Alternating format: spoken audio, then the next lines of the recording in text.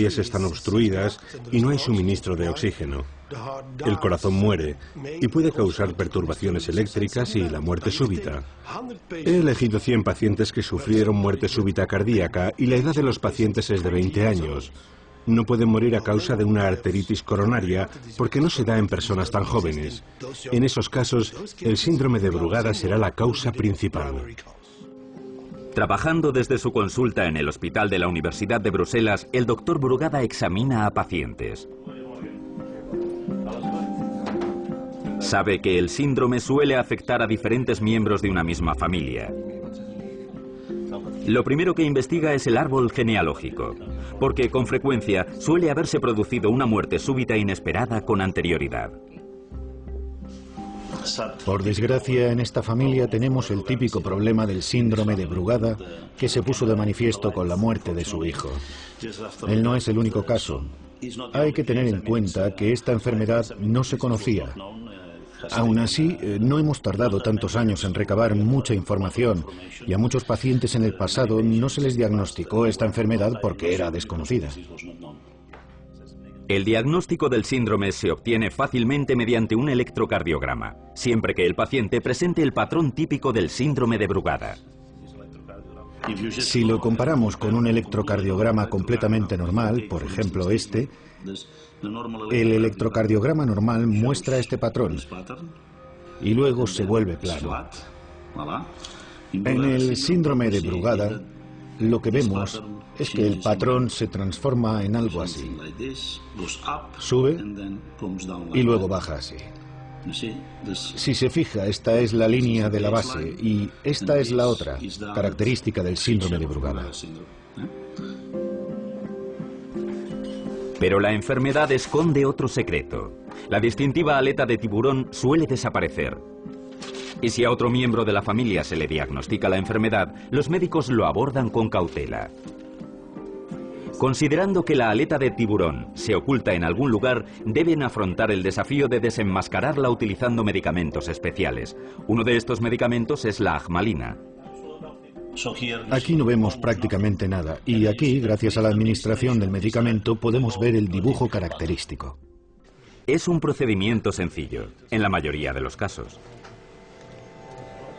Evelyn de Vos se sometió a dicha prueba cuando a su madre se le diagnosticó el síndrome de Brugada, pero el patrón de su electrocardiograma era normal. Su padre recuerda el día que los médicos intentaron desenmascarar el signo del síndrome de Brugada. Nunca olvidaré la fecha. Fue un 26 de diciembre y preparamos la agenda para todo el día. Primero iríamos a la clínica para hacer la prueba y estábamos seguros de que todo saldría bien.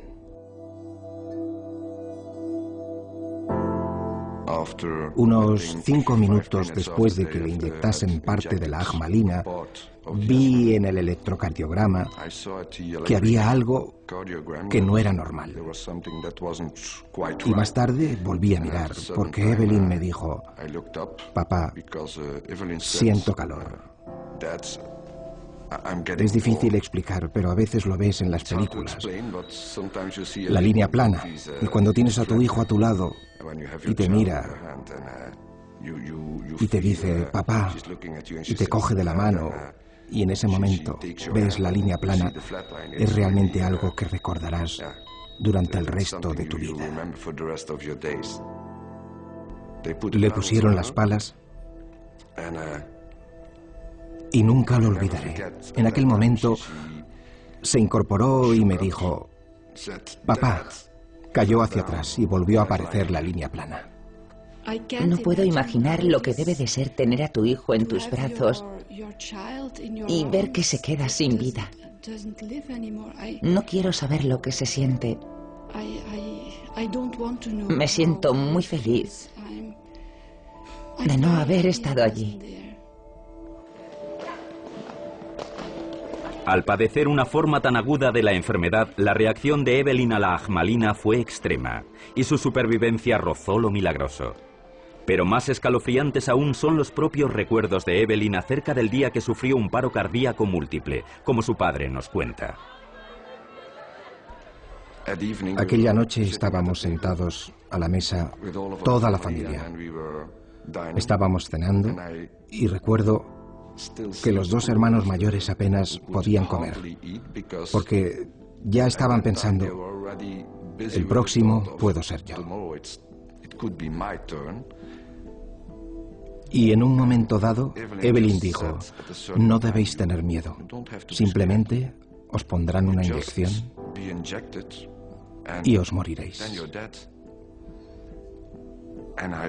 Y en aquel momento tuve que irme al pasillo, porque la criatura tenía solamente 6 años. Y era lo único que recordaba, que le habían puesto una inyección. Y dijo, y os moriréis. Así de claro.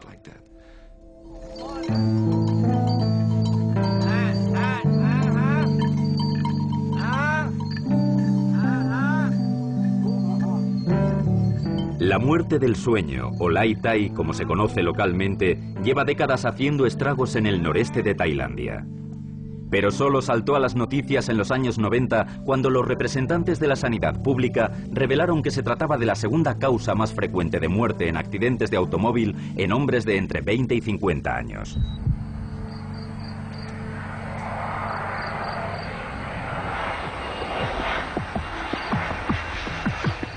La doctora Somporn Acharn ha estado estudiando estas muertes súbitas inesperadas desde su cátedra universitaria en Bangkok durante los últimos 18 años. En su opinión, la superstición y la lejanía geográfica han sido los causantes de la falta de información sobre los casos de Lai Tai en el noreste de Tailandia. Village 3. El alcalde de la localidad afirma que desde que ocupó el puesto en 1990 se han registrado 20 fallecimientos por Lai Tai, una cifra aparentemente poco significativa hasta que le comenta a la doctora Somporn que en el pueblo viven solamente 600 personas. Dijo que el Lai Tai es un gran problema en estos pueblos y que no sabe cómo resolverlo. En su búsqueda de testigos de algún caso de Lai Tai, la doctora Somporn no debe viajar lejos para tener noticias de otra muerte reciente. Me dijo que había un caso nuevo de fallecimiento por Lai Tai o muerte súbita. Trabajaban en Singapur y cuando regresaron a este pueblo sufrieron un caso de muerte súbita. Le pregunté si podía llevarme a ver a la esposa del fallecido y me dijo que sí, pero que estaba trabajando en la granja.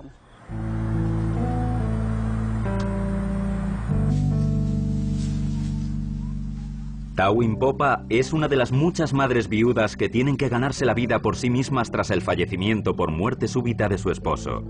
Madre de 2 niños en edad de crecimiento, esta tragedia, además del sufrimiento personal, comporta dificultades económicas.